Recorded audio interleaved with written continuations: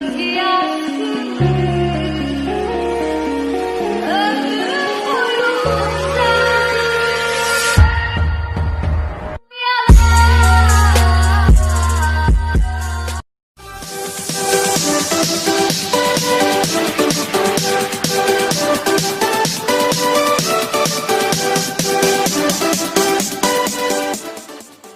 वालेकुम गाइस, बारिश का मौसम है और ऐसे में अगर हमें गर्मा गर्म पकोड़े खाने मिल जाए तो क्या बात है।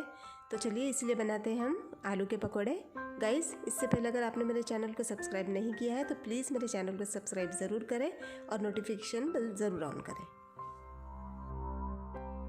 तो चलिए गाइस, शुरू करते हैं हमारी आज की रेसिपी। आज की रेसिपी के लिए हमने दो यहाँ पर आलू लिए हैं मीडियम साइज़ के। इसे हमें स्लाइस करना है, ज़्यादा पतले भी नहीं और ज़्यादा मोटे भी नहीं, हमें मीडियम साइज़ के स्लाइस करना है। तो देखिए गाइस, यहाँ पर मैंने आलू स्लाइस कर लिया है। आप भी इसी तरह से करें, इससे ज़्यादा मोटा बिल्कुल भी ना करें। गाइस, ये देखिए मैंने दोनों आलू को स्लाइस करके पानी में ही रख लिया है। अब हम बैटर तैयार कर लेंगे। गाइस, आलू के पकोड़े बनाने के लिए हमें जो बैटर चाहिए उसके लिए यहाँ पर हमने बेसन लिया है। इसमें हम डालेंगे हल्दी,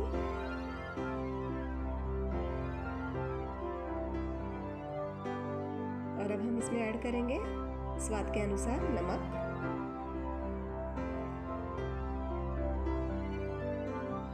और आलू के पकोड़े क्रिस्पी बनाने के लिए हम इसमें ऐड करेंगे चावल का आटा। अगर आपके पास चावल का आटा नहीं है तो आप इसमें कॉर्नफ्लोर भी डाल सकते हैं। मैं यहाँ पर चावल का आटा ले रही हूँ। और अब हम इसमें डालेंगे बेकिंग पाउडर या फिर खाने का सोडा भी आप इसमें ऐड कर सकते हैं। अब हम इसका गाढ़ा घोल बनाएंगे। घोल बनाते वक्त इस बात का ध्यान रखें कि इसमें पानी एक साथ बिल्कुल भी ना डालें। पानी हम थोड़ा थोड़ा करके ऐड करेंगे और इसका गाढ़ा घोल बनाएंगे। और एक बात का ध्यान रखेंगे कि इसमें लम्स बिल्कुल भी ना रहे। ये देखिए गाइस, घोल इस तरह से होना चाहिए, इसमें बिल्कुल लम्स नहीं है। इसी तरह हम घोल को कंटिन्यू हिलाते हुए बनाएंगे। ये देखिए गाइस, बैटर इस तरह से गाढ़ा होना चाहिए, इससे पतला बिल्कुल भी ना करें। ये बिल्कुल परफेक्ट रेडी हो चुका है। तो अब हम पकोड़े बना लेते हैं। गाइस, ये जो आलू के स्लाइस हमने करके रखे थे उनमें से हम पानी अच्छी तरह से निकाल के इसे बैटर में डिप करेंगे।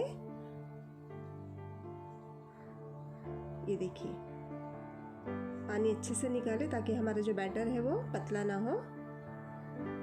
अब हम इसमें डिप करके इसे एक एक करके गरम तेल में छोड़ते जाएंगे। गाइस, तेल को मैंने मीडियम आंच पर गरम कर लिया है। अब हम इसमें आलू की स्लाइस जो है वो बैटर में डिप करके एक एक फ्राई करते जाएंगे।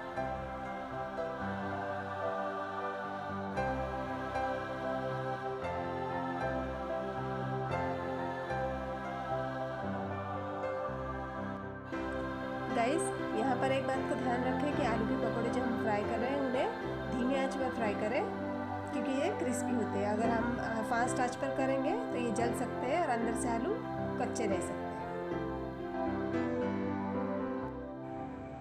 गाइस, ये हमारे आलू के पकोड़े एकदम रेडी हो चुके हैं। ये देखिए परफेक्ट।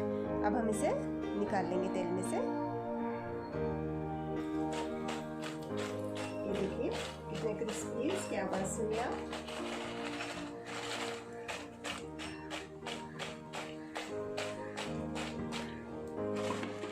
तो गाइस, ये देखिए रेडी है हमारे क्रिस्पी, बहुत ही टेस्टी आलू के पकोड़े। आप इस रेसिपी को ज़रूर ट्राई करें और अगर आपको ये रेसिपी पसंद आती है तो प्लीज़ मेरे चैनल को सब्सक्राइब ज़रूर करें और नोटिफिकेशन बेल ज़रूर ऑन करें। अपना ख्याल रखिए। बाय।